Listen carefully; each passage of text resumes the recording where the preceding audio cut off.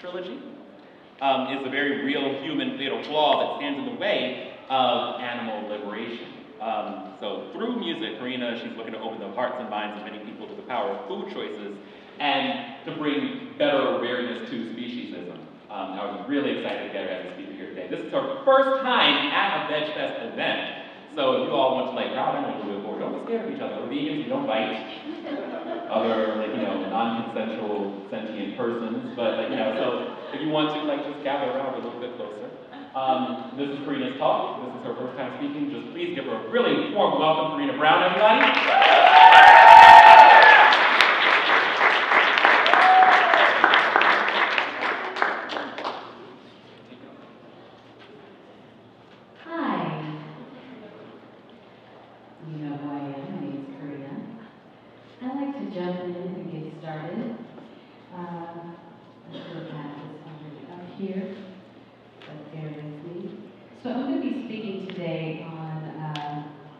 Veganism, First Nations, Aboriginal, and Indigenous peoples from a Black American vegan woman's perspective.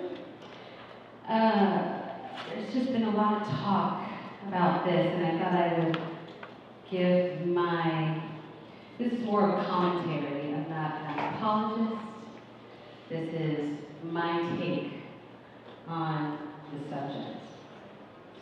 So, first of all, I want to make abundantly clear that I am not Native, First Nation, or an Indigenous individual. I'm a woman who is a Black American vegan and cannot and do not wish to speak on behalf of Native, First Nations, or Indigenous people on veganism. So I ground this commentary in as many Native perspectives as possible, as well as concluding parallels from my own experience as a Black American woman whose lineages stems from enslavement, oppression, and colonization.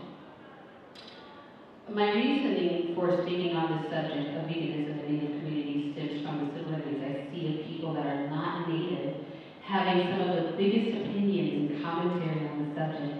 I've drawn some conclusions on why, and I concluded that some of this stems from call-out culture and accountability, which I understand, but I think there are some perspectives that we need to talk about when we speak about this subject. So, for the purpose of shortening the outlining sentences that include Native, First Nation, and Indigenous, I will use the word Indigenous to embody them all. Also, as I am American, my perspectives will mostly speak to Indigenous cultures in the Americas. I'd like to begin with a quote from Dr. Margaret Robinson, McMahon member, scholar, bisexual activist, and vegan. When asked by online magazine Vice, are there any philosophical parallels between Mao culture and veganism?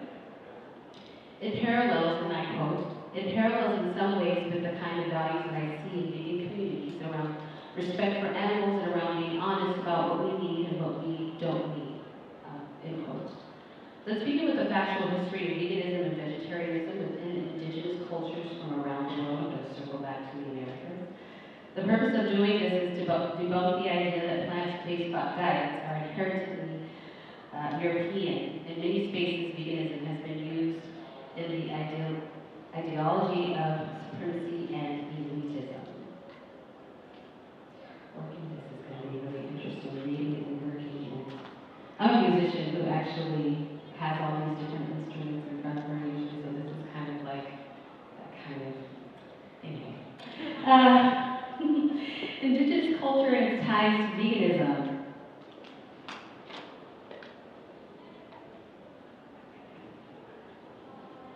From the Indian subcontinent, Jainism, Sikhism, Hinduism, Buddhism, East Africa. The cuisine of East Africa varies from area to area. In the inland savanna, the traditional cuisine of cattle-keeping peoples is distinctive in that meat products are generally absent. Cattle, sheep, pigs, and goats are regarded as a form of currency and a store of wealth and are not generally used as consumption. And in the Americas, the Choctaw tribe, 80% plant-based, which is a surprise. Let me read an excerpt from Dr. Margaret Robinson's interview with Vice magazine again. Anything that keeps us separated or keeps us able to see the Western tendency to treat living things as if they are objects that we can use and dispose of is always a good thing in terms of resisting colonialism. Let's explore the idea of veganism interplaying with cultural identity rather than hindering it, challenging the stereotypical belief that veganism is a lifestyle exclusively for white people. Dr. Robertson says. I feel sometimes people have presented indigenous folks and vegans as if they're like natural sets of enemies, when in reality, I think we have a lot of values in common, even if we're not expressing them the same. So, if we are so similar, the vegan community and indigenous communities, what's the problem? What is it that vegans find themselves at odds with these communities? In my opinion, because white supremacy, we must decolonize veganism.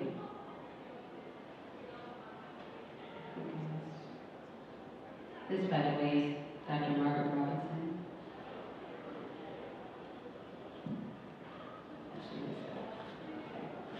Decolonizing veganism without recognizing the role of settlers and colonialism and the role that it plays in the lives of both indigenous communities as well as animals. Veganism often fails to address the role colonization plays in animal mistreatment.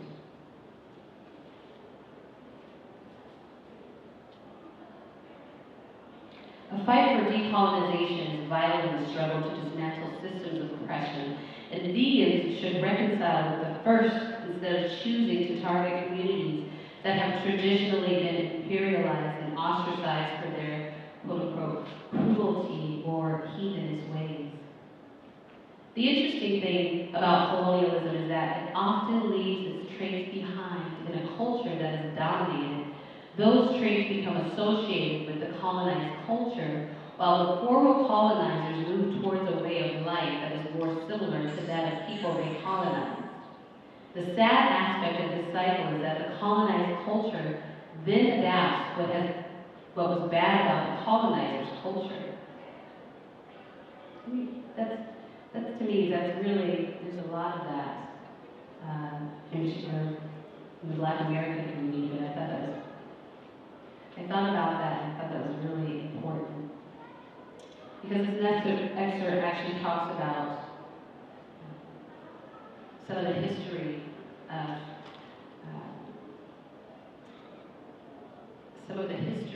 in regards to Native American communities with food. Excerpt Circles of Compassion by Rita Laws. Rita Laws is a Choctaw living in Oklahoma, a vegetarian. She holds a PhD and MS in psychology and BA in education. Ooh, no, that's not. Sorry.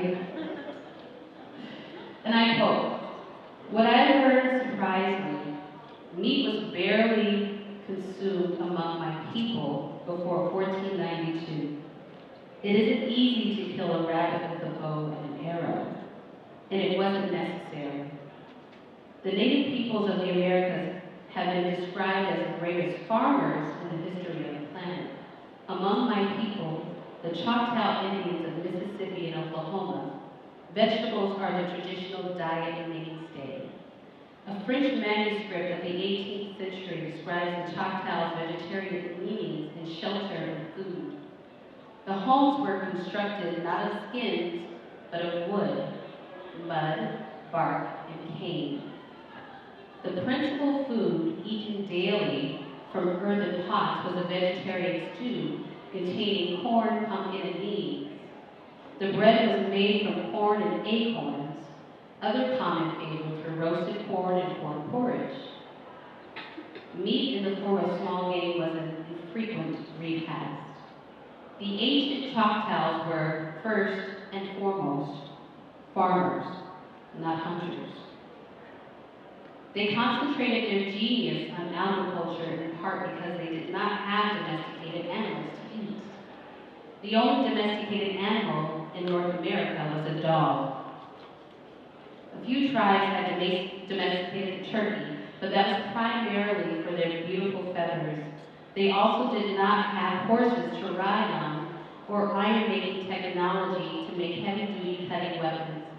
After 1492, meat slowly crept into the menu of all tribes because it was suddenly easy to catch and kill all kinds of animals. Further, the introduction of domesticated animals like sheep, goats, cows, chickens, and pigs made meat and animal products accessible without hunting. Sadly, wisdom seems to have failed us as a people when we embrace the new flesh-filled diet of the West.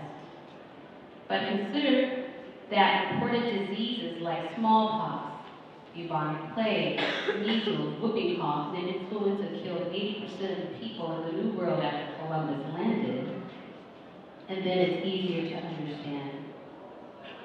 So you see, when a lot of people are speaking on Indigenous culture, before 1492,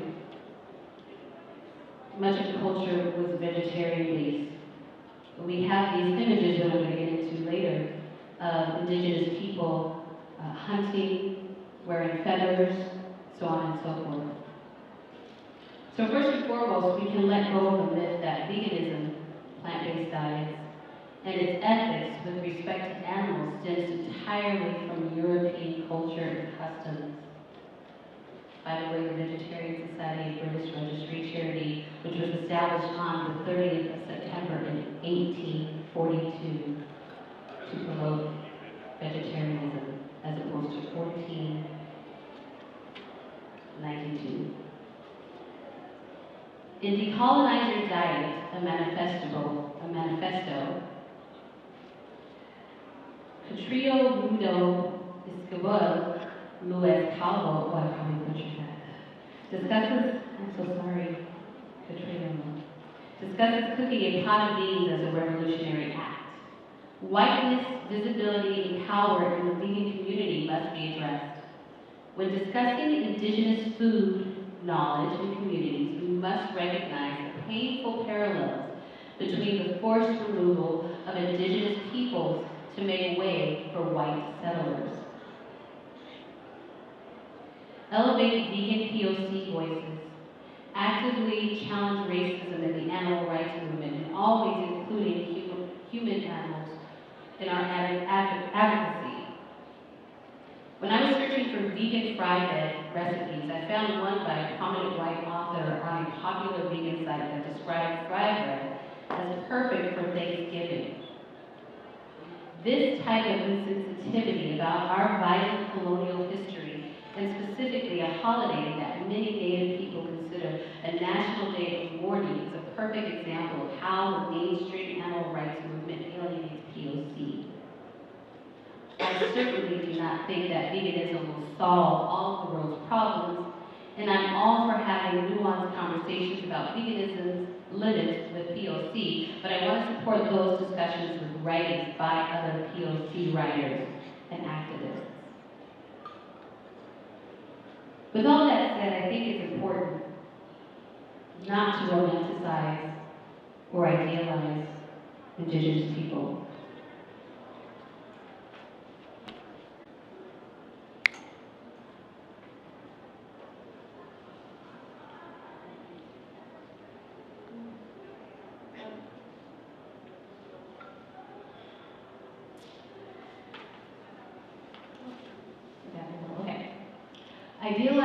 Idealize romanticized views of the Indigenous.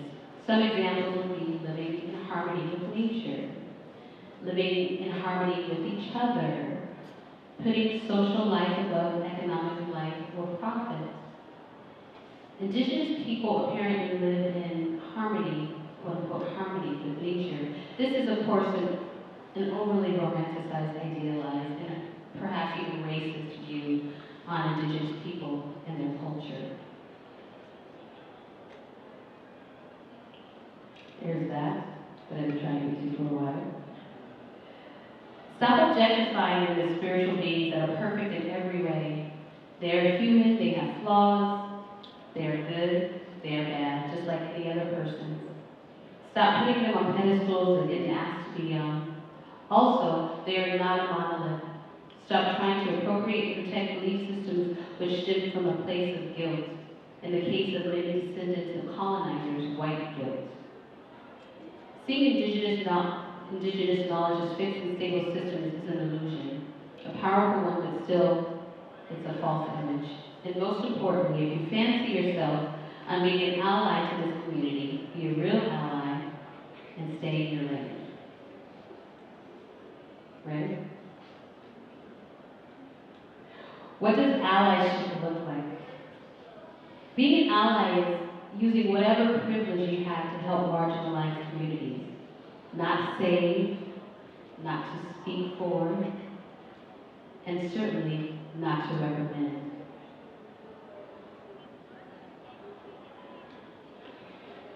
Don't like that? I think that's do we know what that means? Can you see what that cartoon means? Sit down, shut up, and listen. Is it shut up too harsh? Okay. 2 minutes. Being an ally, okay. An ally is not the following. Wallowing in guilt, this is a big one. I see many people wallowing in guilt when being an ally to marginalized groups. It's not self-satisfying. It's not beating others down.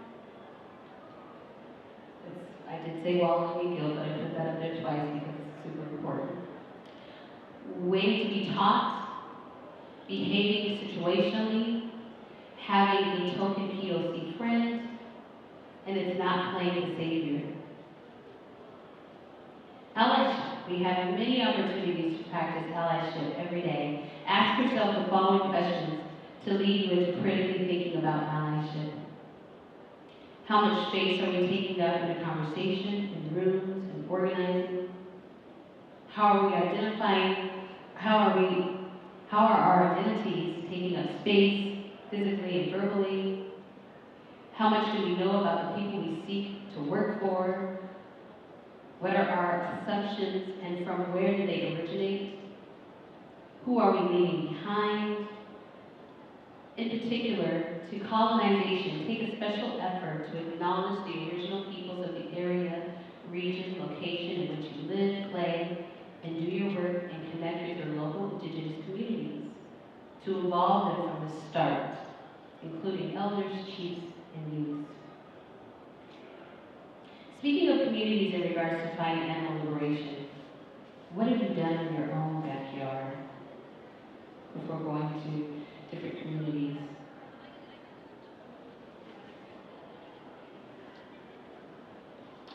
Would anyone happen to be in this room gay, or straight, or trans, or cis, black, white, and immigrant, Muslim, Christian, or atheist? Any of these things or all of these things? How much activism have you done in your own community before you go into another, fighting for change? Think about that. In summary, decolonize your thoughts on veganism. Veganism and plant-based diets have closer ties and roots to many First Nation, Aboriginal, and Indigenous peoples than we acknowledge or know. Be a real ally. When speaking about veganism and Indigenous communities, ground your interactions and behavior in their perspectives when appropriate. The face of Indigenous veganism should come from them, not your guilt or you playing savior, and certainly not fixing your face to represent Indigenous people, thus perpetuating colonial narratives. Focus on your closest and most familiar reaches in your own communities.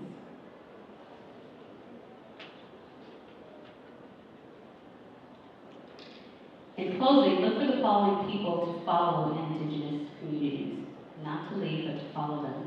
Dr. Margaret Robinson, a vegan and Mao scholar and bisexual activist based in Toronto.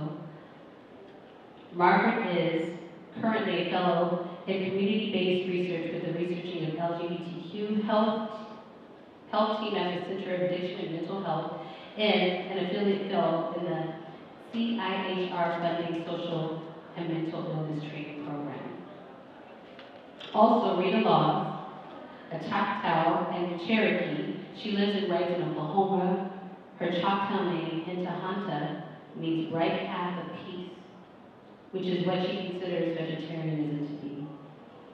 She's been a vegetarian, and maybe soon to be vegan, for over 14 years. Thank you. For your talk, that was fantastic. I especially, I got a lot out of this. I especially, like the fact that you focused on the romanticism and, the fetishizing of Indigenous persons and Indigenous communities as this one monolithic, peaceful thing, and just kind of erasing the individuality of, of people, and not recognizing that, much like we do to animals, we just kind of think of everyone as just, this one monolith, this, livestock. Yeah. Regarding, whole groups of individual persons of any species as this one thing without distinct personalities and, and characteristics that are all their own. There's so much to take out of this, and I really also appreciate the fact that you focus on people that we can follow up with, that we can, look at as examples or as scholars who are already doing this work in their communities and refer other people to them as well. This is an integral part of, of our activism, so really thank you for all of this great information. So one more hand for Coreena Brown.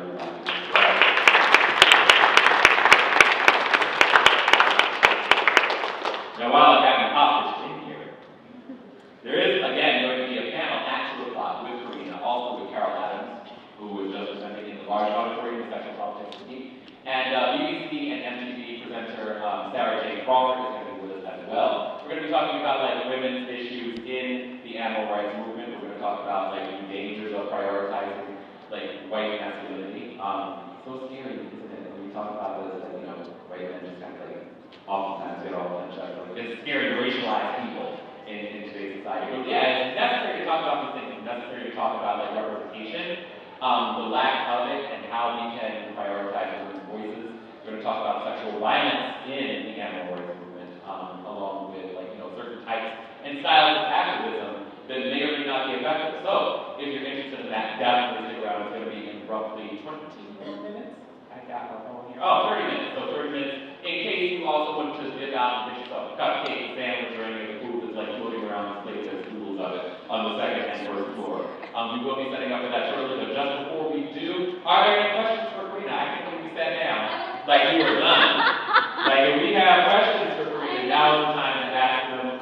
Get them all out of the way. Raise your hand, put your balls in the air. You have a question, sir? Brave, sir. Thank you very much. Use the microphone. Hi, thank you for a very interesting talk. I think I'm missing something. I'd like to know who are these people that think veganism is white European? The Jains have been in India for 3,000 years, long before Western Europe claimed to be a civilization. So who are the people that are claiming that veganism is white European? Oh boy, they're everywhere. Yeah, there's quite I can't speak to the culture here in the UK and London in particular, but in the United States, there are many circles that will yell you down and argue you down that they do not want to talk about when doing vegan advocacy, that speaking about POCs and the tie to oppression and how oppression is all tied, not speaking about anything else but veganism. So not understand, there's so many things to say. So in the United States, there's groups of people who inherently think that when speaking about veganism, that it's inappropriate to include POC voices because it's not appropriate. The animals are always on top. We're always only talking about animal rights. And it stems from, I think, thinking that veganism is so one, I forgot his name, there's one in particular, and maybe Sebastian, you can help me out with his name. Yeah, I think I'm going to let you. Name on purpose. Oh, no. Are you thinking of Donald Watson? I think, no. No? But that's him too, but this one, he's a very popular. Currently popular, not historical. Historically popular. Historically popular. Yeah. And he's been around for years, and a lot of people actually came to veganism through him. Peter Singer? Yes! Thank you. Peter Singer! Our favorite. He's very popular and has a following of people who subscribe to his belief system, which is very racist, sexist. Yeah, so there's not, I don't need to get into attacking or people or anything like that, but there are many circles in the United States. Maybe there's none here. Really. Can I add to that? Because I do think that, like, I am obviously American, but, like, I've been, like, in and out of the UK, traveling back and forth here, living here for periods for over 10 years. So, like, raise your hand if you have ever engaged in conversations about veganism with people and you've heard them say, like within activist circles, and you've heard them say, the definition of veganism is, and then they launch into like a definition that is provided by the Vegan Society circa 1944. Has that happened? Yeah. You see that a few times. It's not just in the United States, it is in the UK. And what happens when we do that? What happens when we, like, pertaining to your original question, like, who are these people who, like, have this sort of one-dimensional view of veganism that excludes the history of it outside of the Western world? It's usually people who understand veganism as a movement that only started in the 1940s or 1950s. And that completely erases the history of veganism in, like, in Hindu circles, the history of Shakahari, which is to mean plant-based, the history of Rastafari culture, which is, like, which predates that by literal decades.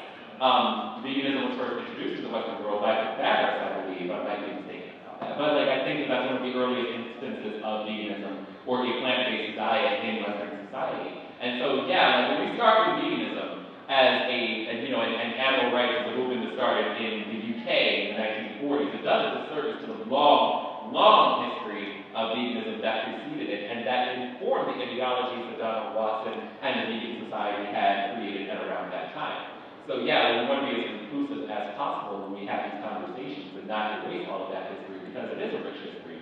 And like, and the animals deserve, like, as well as the people who have participated in creating that, a very honest and more accurate contextualized conversation around these topics. So thanks for that question. Thank you, Coreena. Do you want to add anything else to that? That was awesome. Does anybody else have questions? Like, this is discussion time. Don't feel compelled, but seeing a topic, if you have a question, I'll figure out where you use the microphone to start. Oh, goodness. So this question isn't necessarily directed towards you per se. Anyone who feels like they have a response can say it. So when people romanticize Indigenous cultures or any non-white cultures when it comes to veganism, I found that a lot of people who do that are white vegans themselves who are kind of wallowing in guilt, like you talked about. And I was wondering, do you feel like the reason why this is because they kind of have their animal advocacy or animal rights beliefs on one end, and their this kind of burning desire to make reparations towards people of color, Indigenous people in particular, and you're kind of dealing with this kind of confusion of how those two things, in their mind, don't really mesh well together, so they kind of romanticize these cultures to make it feel more okay about how some of these cultures might actually harm animals, either historically or in current time. Because in a lot of conversations I've had with other people of color, they always say, oh, veganism is a white thing, animal rights is a white thing. I just, like, that obviously isn't true. But I feel like if you are a person of color, I'm a person of color too, if you write something off as being a white thing, then I feel like it would make it much easier for you to dismiss it. Just like how a lot of men of color will dismiss feminism as being this kind of white thing. So it makes it easier for them to uphold patriarchy in their own communities. I was just wondering if you can use the same with people of color and some unchecked species and everything like that.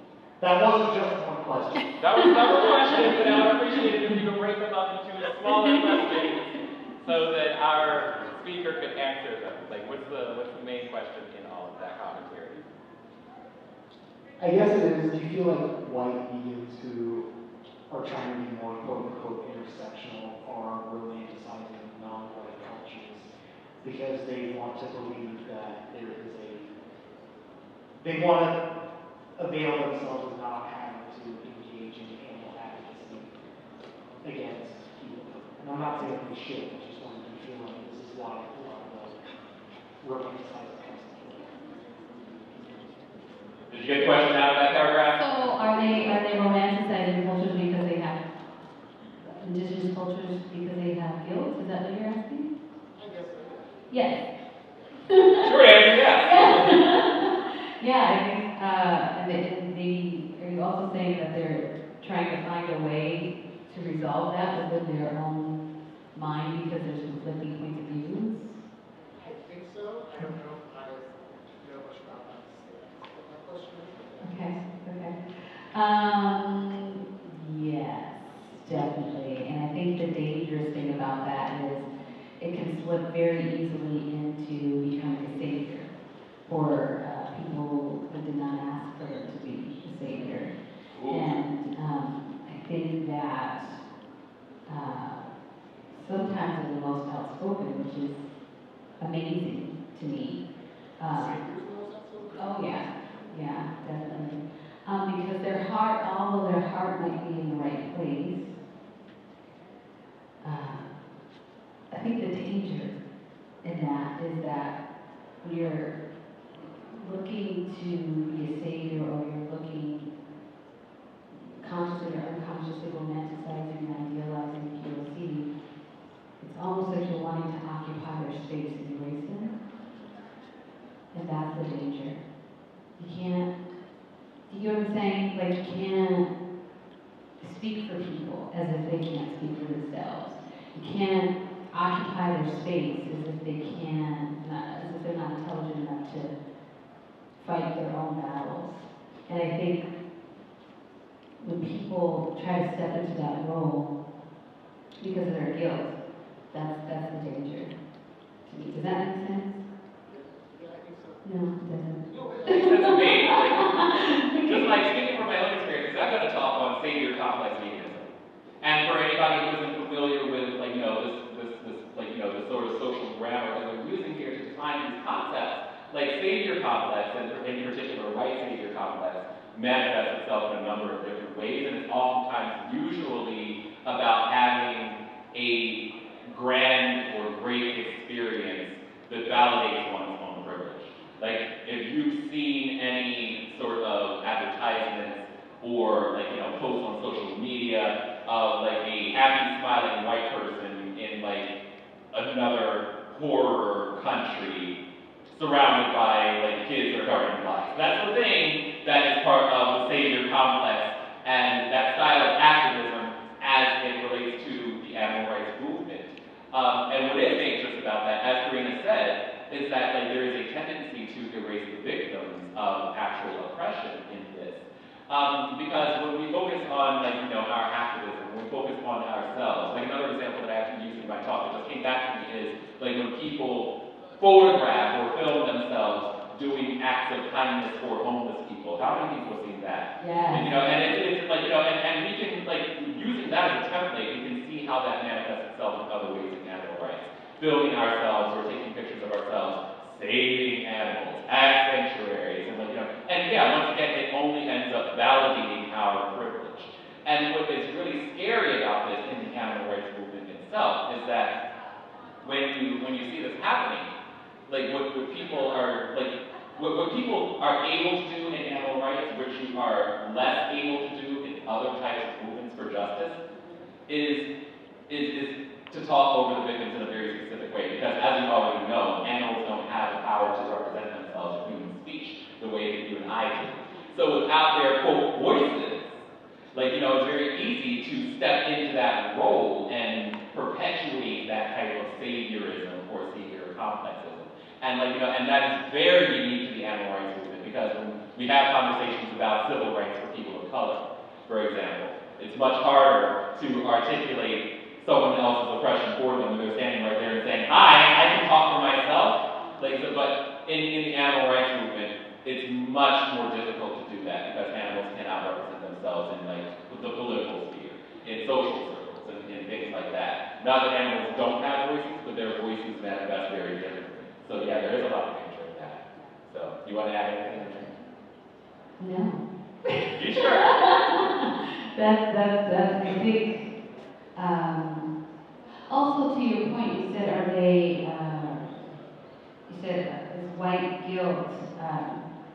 I think, it's just so dangerous. White guilt is just a really dangerous thing because instead of action, it usually requires the people or those that are oppressed to then coddle that guilt, which is also like, okay, I'm doing already all this work, I have to coddle your sadness about Guilt to mobilize. yes, exactly. Yeah. So, we really want to be careful. It turns people into therapists. Right. And usually, yeah. We have time for one